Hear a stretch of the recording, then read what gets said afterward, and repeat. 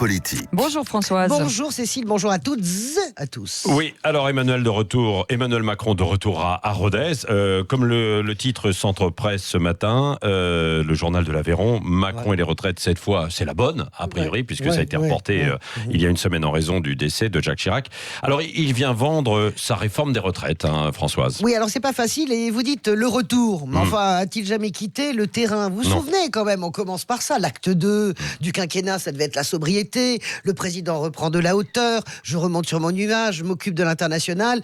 Moi, je suis en haut, et puis le Premier ministre est les pieds sur terre. Il gère tout. Et ben, ça a duré à peu près, les comptons sur les doigts d'une main. Un mois, ça a duré. Parce que voilà, le revoilà sur tous les fronts. Depuis la fin du G7, crac, le G7 était à peine terminé.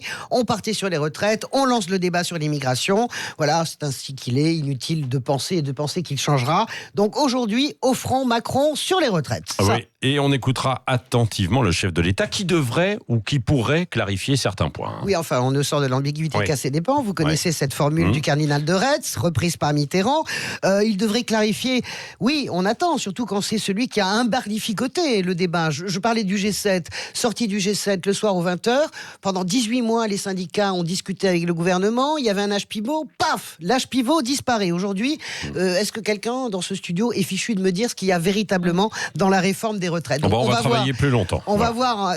On va voir. Et puis, il y a un problème, Patrick, qui est passé un peu inaperçu dans l'actualité Chirac, mais qui est très important. C'est qu'on apprend que finalement, les comptes de la sécurité sociale seront en déficit. On savait qu'ils étaient à l'équilibre. En réalité, les nouvelles projections montrent qu'il va manquer 4 milliards. Bon, c'est dû à la croissance molle. C'est pas que les retraites, d'ailleurs. C'est pas que les retraites, c'est le fonds de solidarité également. Il va manquer 4 milliards. Donc, on a un Macron qui est coincé. Vous savez que sa première promesse, ça a été « Je fais la réforme systémique quand le régime sera à l'équilibre ». Alors, pour qu'il le soit avant 2025, il faut augmenter l'âge, les cotisations. Et là-dessus, vous savez, il y a un casus belli de Laurent Berger qui a dit tout ça, cette comptabilité-là, je n'en veux pas. Donc, on est quand même dans une quadrature du cercle sur les retraites assez complexe. Oui, bon. Et puis d'un mot, c'est l'exercice aussi qu'il aime bien, aller sur le terrain.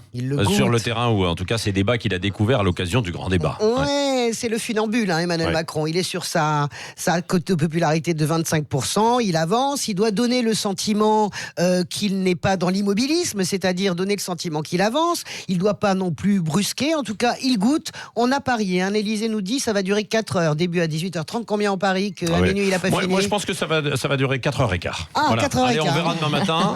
On fera les comptes 4h15. Parce que demain, il va en Auvergne. Et alors, sommet des éleveurs, en fait, demain. Non, mais c'est vrai, vous avez raison.